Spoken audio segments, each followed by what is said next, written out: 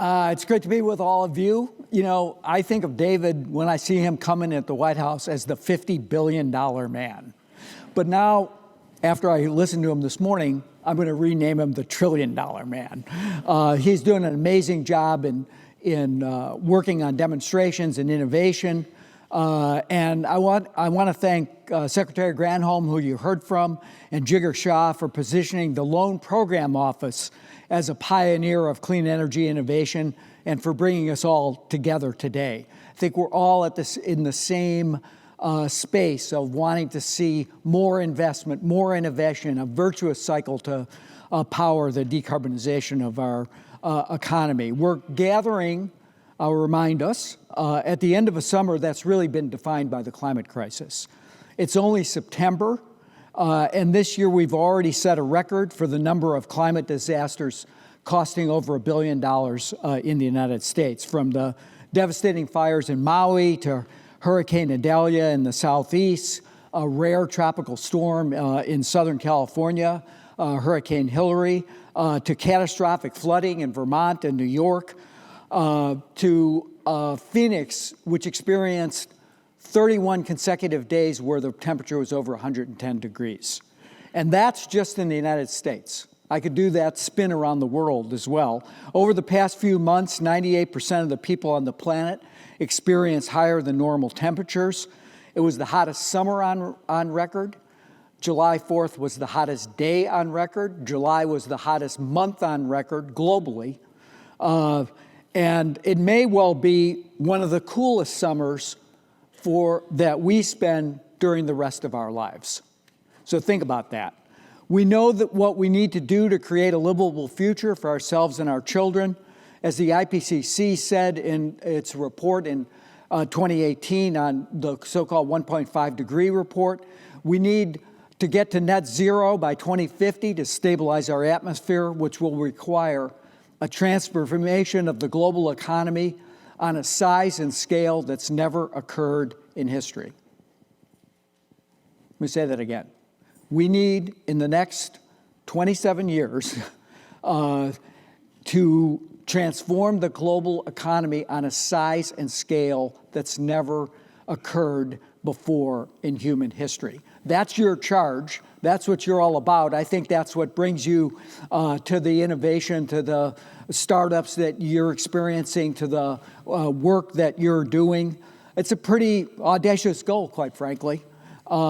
And I think it means that we all need to work together in partnership. Our nation has faced challenges before, including most recently the COVID-19 pandemic. And when confronted with these challenges, we've always looked to the private sector for leadership. The climate crisis is no different. In order to meet our global climate goals, we need to literally mobilize trillions of dollars of capital every year. Governments can't obviously do that alone. We need the capital and the ingenuity of the private sector. It's why President Biden passed a signature climate law more than a year ago that is government-enabled but private sector-led. The Inflation Reduction Act invests in every sector: power, transportation, buildings, industry, agriculture, and forestry. It provides a solid platform to demonstrate, to deploy, and to decarbonize. And it invests big in the Loan Program Office, expanding its loan authority on advancing innovative clean energy technologies, building tribal energy projects, and retooling and repurposing or replacing energy infrastructure that has ceased operations.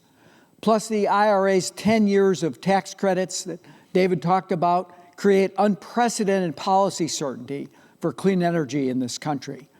You no longer have to wonder if, as we have really for the past decade, about whether every year in December will Congress extend for one more year the support in the tax code that might have been there for clean power. There's certainty in the structure of the Inflation Reduction Act. So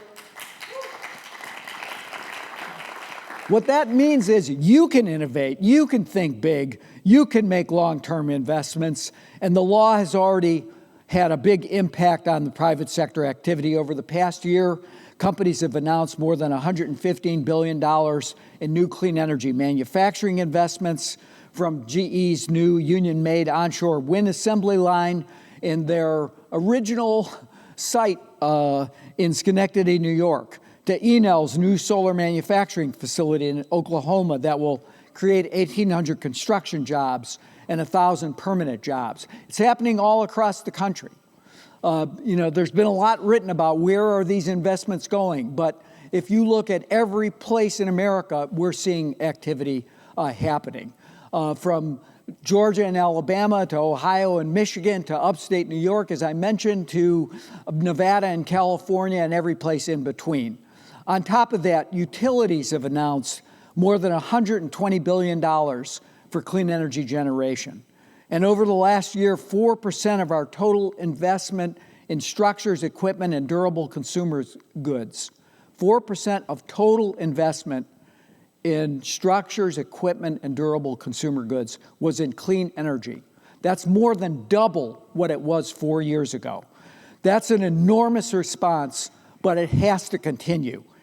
In order to maximize America's ability to build the clean energy economy, bolster our energy security, create good-paying union jobs, and tackle the climate crisis, we need to work together to resolve a few big problems, and I want to mention those.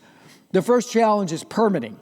In order to reach the Biden-Harris administration's goal of 100% clean electricity by 2035, we need to deploy transmission lines at twice the current pace that we've experienced in the last couple of years.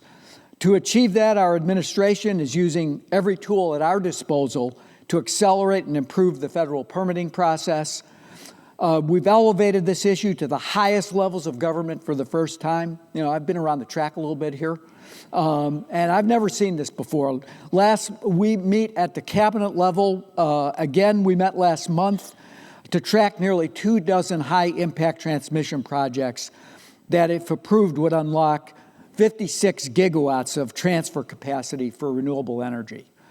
Through the Inflation Reduction Act, we're investing $1 billion in key federal permitting agencies to increase staff capacity, incorporate new technology, improve coordination, and cite and permit big clean energy projects.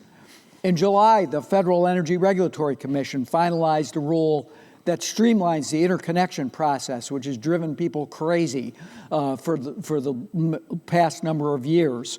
And hopefully we're on a path to fix that, so companies trying to connect new resources to the grid have the opportunity to do that.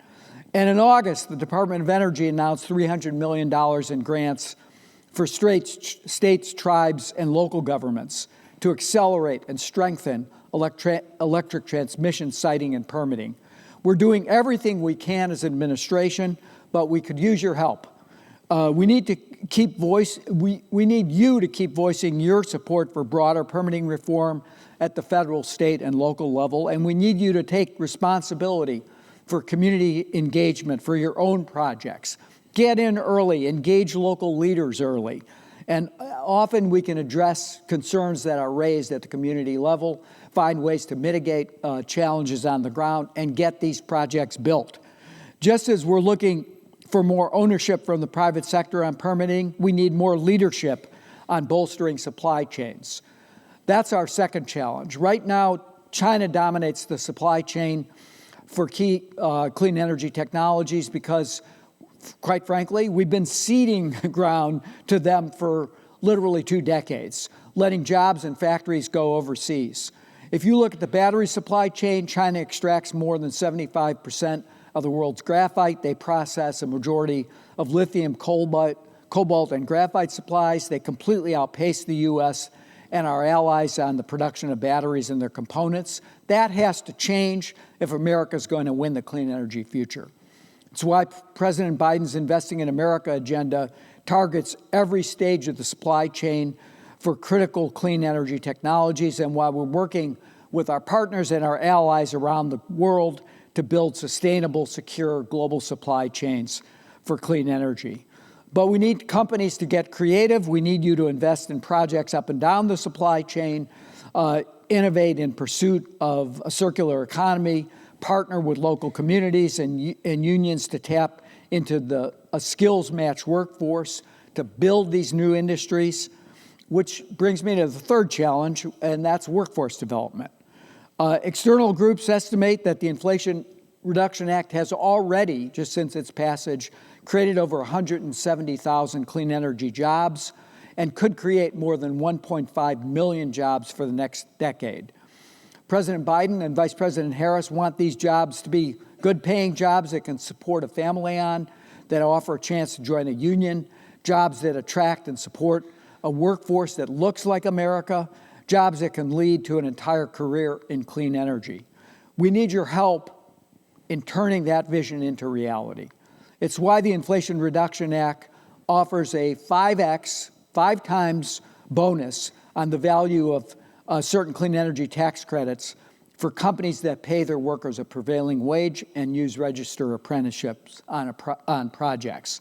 Last month, Treasury released a proposed rule on this provision that would also provide incentives for taxpayers to meet these requirements by using qualified project labor agreements. We also need your help inspiring the next generation to help build the clean energy future. Last week, the White House launched the American Climate Corps, a workforce training and service initiative to help young people gain the skills they need to launch good-paying careers in clean energy and climate resilience. As I go around the country, that's what I hear from young people. They want to make a difference. They want to get engaged. They want to help solve the climate crisis. And in its first year, the American Climate Corps will put more than 20,000 young people to work, prioritizing communities that have historically been left out, left behind, the communities that have borne the brunt of industrial and power sector pollution, including the energy communities that have powered our nation. We're looking to all of you to inspire and support that next generation, to join your companies, and that means investing in apprenticeship programs and pre-apprenticeship programs, paying family-sustaining wages, and expanding opportunities for your workers to organize and bargain collectively.